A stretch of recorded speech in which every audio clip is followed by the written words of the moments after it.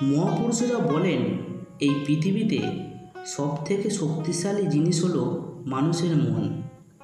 কোনো জিনিসকে তুমি যদি সম্পূর্ণ মন থেকে চাও তাহলে তুমি সেটা অবশ্যই পাবে। এই কথা যদি সত্য হয় তবে যা আমি মন থেকে চাই না তা পাবো না, আর যা চাই সেই জিনিসটা পাবো। তাহলে মানুষ দুঃখী হয় কেন? আজকে যে গল্পটি শোনাবো সেখান থেকে একটি মন্ত্রের সন্ধান পাওয়া যাবে, যে মন্ত্র থেকে আপনি বুঝবেন নিজের মন থেকে কোনো জিনিস কিভাবে চাইতে হয়, মনের মধ্যে কোনো কিছুর বীজ কিভাবে বোনা যায়। এই কাহিনী থেকে তা ভালোভাবে বুঝতে পারবেন। গল্পটি খুব ছোট কিন্তু এর শিক্ষা অনেক বড়। এক ব্যক্তির জীবনে খুবই দুঃখ ছিল। সে যে কাজই করতে চাইতো তা কখনোই সফলভাবে করতে পারত না। বাড়িতে ফিরলে বাড়ির লোকের সাথে ঝগড়া লেগে থাকতো। কারো কাছে কোনো ব্যাপারে সাহায্য চাইলে কেউ তাকে সাহায্য করতো না। সবাই মুখ ফিরিয়ে নিত। তার মনে হতো চারিদিক থেকে দুঃখের পাহাড় তার মাথার ওপর ভেঙে পড়েছে। সে বুঝতে পারত না এই দুঃখ থেকে সে কেমনভাবে নিষ্কৃতি পাবে। দিনরাত তার মাথায় শুধু একটাই কথা ঘুরত, কেমনভাবে সে দুঃখ থেকে মুক্তি পাবে। দুশ্চিন্তা করতে করতে রাতে ঘুম হতো না। না ঘুমিয়ে চোখের নিচে কালি পড়ে গিয়েছিল। তার চোখ মুখ দেখলেই বোঝা যেত সে খুব খারাপ আছে। মাঝে মাঝে সে আত্মহত্যার কথা ভাবত, কিন্তু পরিবারের চিন্তা করে সে এই কাজ করতে পারত না। সে যেভাবেই হোক এই দুঃখ থেকে মুক্তি পেতে চাইছিল। সে ভাবছিল, যা করতে হয় আমি করব, যত পরিশ্রম করতে হয় আমি পরিশ্রম করব। আমাকে যদি আগুনের মধ্যে দিয়ে হাঁটতে হয় আমি তাই হাঁটব, কিন্তু আমাকে এই দুঃখ থেকে মুক্তি পেতেই হবে। তাকে একদিন তার বন্ধু পরামর্শ দিল, তুই কেন এক সাধু বাবার কাছে যা। সাধু বাবার কাছে নানা মন্ত্র থাকে, সেই মন্ত্র পেলে তোর সব দুঃখ চলে যাবে, জীবনে খুশিতে ভরে যাবে, ধনসম্পদও উপার্জন হবে। তাই শুধু একজন সাধু বাবাকে খুঁজে নে, ব্যাস তোর কাজ হয়ে যাবে। ওই ব্যক্তির মনের মধ্যে এই কথা একেবারে পুরোপুরি গেঁথে গেল। কোনো সাধু বাবাই পারবে তার জীবনের সব দুঃখ দূর করতে। তারপর থেকে কোথাও কোনো সাধু বাবার খোঁজ পেলেই সে সেখানে পৌঁছে যেত। সাধু বাবাকে নিজের সমস্যার কথা বলে তার সমাধানের জিজ্ঞাসা করত। সে আরও বলতো, বাবা আমি সব কিছু করার জন্য তৈরি আছি, শুধু আমার সমস্যা থেকে আমাকে মুক্তির ব্যবস্থা করে দিন। আপনি যা বলবেন আমি সেটাই করার জন্য তৈরি আছি, কিন্তু আপনি আমার জীবন ঠিক করে দিন। সাধু বাবা তাকে কিছু তাবিজ, কবজ, কিছু টোটকা দিতেন, আর তার বদলে তার থেকে দান দক্ষিণা নিতেন, আর বলে দিতেন এইসব টোটকা পুরো নিয়ম মেনে প্রয়োগ করবে, তাহলেই সব ঠিক হয়ে যাবে। সে বাড়ি ফিরে এসে পুরো নিয়ম মেনে টোটকা পালন করত। এইভাবে অনেক সাধু বাবার দেয়া অনেক টোটকা পালন করেও তার জীবনে কোনো পরিবর্তন আসলো না। সে যখন যে সাধু বাবার কাছে গিয়েছে আর টোটকা নিয়েছে, সেই সাধু বাবারা প্রত্যেকেই তার কাছ থেকে অনেক দান দক্ষিণা নিয়েছে। এইভাবে তার অনেক টাকা পয়সা খরচ হতো, কিন্তু তাতে তার কোনো উপকার তো হতোই না। উপরন্তু অনেক টাকা পয়সা দক্ষিণা দিতে দিতে তার পয়সা কড়ি শেষ হয়ে যাচ্ছিল। একদিন সে বুঝতে পারল সাধু বাবার কাছে যাওয়ার ফলে তার দুঃখ কমার থেকে দুঃখ বেড়েই যাচ্ছে। একসময় একজন তাকে বলল, বাড়িতে কোনো পণ্ডিত ডেকে যজ্ঞ করিয়ে নাও, যজ্ঞ করলে বাড়ি শুদ্ধ হয়ে যাবে, বাড়িতে কোনো অশুভ শক্তি থাকবে না। সে বাড়ির বাইরে চলে যাবে। বাড়িতে পণ্ডিত ডেকে সম্পূর্ণ নিয়ম মেনে মন্ত্র উচ্চারণ করে যজ্ঞ করাও। ঘরে সুখ শান্তি ফিরে আসবে।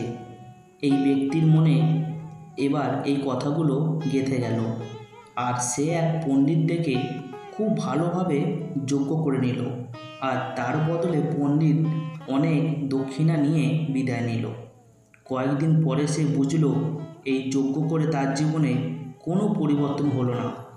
এবার সে সম্পূর্ণভাবে দুঃখী হয়ে গেল, মানসিকভাবে একেবারে ভেঙে পড়ল। সে ভাবতে থাকলো এই জীবনে বোধহয় আর দুঃখ থেকে মুক্তি পাবে না। সে একেবারে বিপর্যস্ত হয়ে পড়ল। এমন সময় তার এক বন্ধু আবার তাকে এক সাধু বাবার কথা বলল। এই সাধু বাবা সমস্যা সমাধান করার জন্য কোনো দক্ষিণা নেয় না। এবার ওই ব্যক্তির মনে হলো এই সাধু বাবা যেহেতু কোনো দক্ষিণা নেয় না, ইনি নিশ্চয়ই অন্যদের মতো হবে না, উনি নিশ্চয়ই কোনো সিদ্ধ বাবা হবেন। এই সব নানা কথা ভেবে সে আবার ওই সাধু বাবার কাছে পৌঁছে গেল। সেখানে গিয়ে দেখল সাধু বাবা ধ্যানে বসে আছেন। তা দেখে সে সাধু বাবার সামনে বসে ধ্যান ভাঙার অপেক্ষা করতে লাগলো। কিছুক্ষণ পরে সাধু বাবার ধ্যান ভাঙার পর চোখ খুলে তিনি ক্লান্ত, বিধ্বস্ত, দুঃখী যুবককে দেখতে পেলেন। সাধু বাবা বললেন, বাছা, তুমি কি চাও? বাবার কাছে কি নিতে এসেছো? ব্যক্তি বলল, বাবা, আমি এই জীবনে খুব দুঃখী, আর আমি এই দুঃখকে দূর করার রাস্তা খুঁজছি। যে যা বলেছে আমি তাই করেছি, কিন্তু আমার জীবনে দুঃখ কমা তো দূরে যাক, দুঃখ আরও বেড়ে গেছে। আমি একেবারে বিধ্বস্ত। আমি বুঝতে পারছি না আমি কি করব। কখনো কখনো মনে হয় আমি আত্মহত্যা করি। শুধু আমার পরিবারের কথা ভেবে এই কাজ করতে পারিনি। আমি আপনার কথা অনেক শুনেছি, অনেক আশা নিয়ে আমি আপনার কাছে এসেছি। দয়া করে আমাকে দুঃখ থেকে মুক্তির উপায় বলে দিন। আপনি যা বলবেন আমি সব কিছু করতে তৈরি আছি। আপনি আমাকে কোনো না কোনো রাস্তা বলে দিন। সেই রাস্তা যতই কঠিন হোক না কেন, আমি তা ঠিক পার করতে চেষ্টা করব। সাধু বাবা বুঝলেন ব্যক্তিটি সত্যি সত্যি খুব খারাপ অবস্থার মধ্যে আছে। তিনি তখন বললেন, বাছা, দুঃখকে দূর করার জন্য মন্ত্র এমনিতে এত সহজে পাওয়া যায় না। মন্ত্র পাওয়ার জন্য কিছু করা দরকার। তুমি কিছু করতে পারবে? এই কথা শুনে ওই ব্যক্তি ভাবল, এই সাধু বাবাও আমার কাছ থেকে কোনো দান দক্ষিণা চাইবেন। তা সে আর কোনো উপায় না পেয়ে বলল, বাবা, আপনি যত দান দক্ষিণা চাইবেন আমি দেওয়ার জন্য তৈরি আছি, কিন্তু আপনার মন্ত্র সঠিক হওয়া চাই, তার ভালো ফল আমার পাওয়া চাই। তারপর যত দান দক্ষিণা দিতে হয় আমি দিয়ে দেব। বাবা বললেন, দান দক্ষিণা তো খুব ছোট জিনিস, আমি সেটা চাই না। এই ব্যক্তি এবার বলল, আমি আগুনের মধ্যে দিয়েও চলতে রাজি, আপনি শুধু আমাকে আজ্ঞা দিন। আগুনের মধ্যে দিয়ে যাওয়ার মতো ছোট জিনিস তোমাকে দিয়ে আর করাবো না। আমি তোমাকে দিয়ে যেটা করাবো সেটা খুব কঠিন মন্ত্র, যেটা তুমি করতে পারবে? ব্যক্তি বললেন, আমাকে শুধু আপনি বলুন আমাকে কি করতে হবে, আমি সব কিছু করতে রাজি আছি। এখান থেকে তুমি যখন বাড়ি ফিরে যাবে তখন রাস্তায় মনে মনে এটা বলতে বলতে যাবে, আমি সুখী ব্যক্তি, আমি সুখী ব্যক্তি, আমি সুখী ব্যক্তি। বারবার এটা বলতে থাকবে। এটা কিন্তু কখনো মুখে বলবে না, শুধু মনে মনে বলবে। এই কথা শুনে ওই ব্যক্তি বলল, শুধু এই সামান্য কথাটুকু এ তো আমি চুটকিতে বাজে বলে দেব, কিন্তু এতে হবে কি? সাধু বাবা বললেন, এই মন্ত্র সঠিকভাবে পালন করে দেখো। তুমি তো এতদিন এত বাবার মন্ত্র, টোটকা, নানা কিছু পালন করেছো, এই তো এই মন্ত্র একবার পালন করে দেখো, ওই ব্যক্তি ভাবল, সাধু বাবা দান দক্ষিণা তো কিছু নেবে না, এ তো খুবই ছোট মন্ত্র, এ তো আমি অবশ্যই পালন করে নেব। তাই সে বলল, ঠিক আছে বাবা, আমি অবশ্যই এই মন্ত্র ঠিকভাবে পালন করব। ব্যক্তি এই কথা বলে ওখান থেকে উঠে চলতে লাগলো। কিন্তু যখনই চলতে শুরু করলো, পিছন থেকে বাবা বললেন, কিন্তু বাছা, একটি কথা মনে রেখো, যখন তুমি এই মন্ত্র নিজের মনে বলবে, তখন তোমার মনে বাঁদরের খেয়াল যেন না আসে, তবেই এই মন্ত্র সিদ্ধ হবে। ওই ব্যক্তি বলল, আমার তো আজ পর্যন্ত বাঁদরের কোনো চিন্তা আসেনি, তবে আজ কেন আসবে? আপনি চিন্তা করবেন না বাবা, আমি শুধু মনে এই কথা ভাববো, আমি সুখী ব্যক্তি, আমি সুখী ব্যক্তি, আমি সুখী ব্যক্তি। এছাড়া আমার মনে বাঁদরের কোনো চিন্তা আসবে না। এই কথা বলে ওই ব্যক্তি ওখান থেকে চলে গেল। নিজের মনে আমি সুখী ব্যক্তি, আমি সুখী ব্যক্তি, আমি সুখী ব্যক্তি, এই কথা মনে মনে ভাবতে ভাবতে চলতে লাগলো। হঠাৎ তার মনে বাঁদরের খেয়াল চলে এলো। বাঁদরের খেয়াল সামান্য সময়ের জন্য মনে এসে আবার চলে গেল। কিন্তু ব্যক্তি ভাবতে শুরু করলো, আমি আজ পর্যন্ত তো বাঁদরের বিষয়ে কোনো কথা আমার মনে আসতো না, তবে আজ কেন আমার মনে বাঁদরের কথা আসছে? এইভাবে তার মন বাঁদরের ভাবনায় আটকে গেল। সে বাঁদর নিয়ে ভাবা শুরু করে দিল। কি মন্ত্র বলতে হবে তা সে সম্পূর্ণ ভুলে গেল। সে শুধু বাঁদরের ব্যাপারে নানা কিছু ভেবেই চলল। হঠাৎ কিছুক্ষণ পর তার হুঁশ ফিরে এলো। তখন সে আবার এই মন্ত্র সাধু বাবা তাকে যেটা বলে দিয়েছিলেন, আমি সুখী ব্যক্তি, আমি সুখী ব্যক্তি, আমি সুখী ব্যক্তি, ভাবতে শুরু করলো। সে তার সামনে এক বাঁদরকে দেখতে পেল। বাঁদরকে দেখে তার মনে আবার বাঁদরের চিন্তা চলে এলো। সে তার মনের ভেতরে বাঁদরের চিন্তা বাইরে ফেলে দিতে চাইছিল। সে চাইছিল কোনোভাবে সে বাঁদরের চিন্তা তার মনে না আসে। কিন্তু তার সামনে বাঁদর দেখে আবার বাঁদরের কথা ভাবতে লাগলো। মনে হলো বাঁদর যেন তাকে জাদু করে ফেলেছে। এইভাবে সে মনের অবচেতনেই বাঁদরের কথা ভাবতে ভাবতে বাড়ি ফিরে এলো। বাড়ি পৌঁছে স্ত্রীকে বলল, এই বাঁদরি, আমার খাবার জন্য বাঁদর রান্না করে দাও। তখন সে বুঝতে পারল সে কি বলে ফেলেছে। তখন মাথা চুলকাতে লাগলো। আজ পর্যন্ত আমার কখনো বাঁদর নিয়ে কোনো ভাবনা মাথায় আসেনি, তবে আজ আমার কি হয়েছে? সে নিজের মাথা দেয়ালে ঠুকতে লাগলো। সে মাঝরাত পর্যন্ত ঘুমাতে পারল না।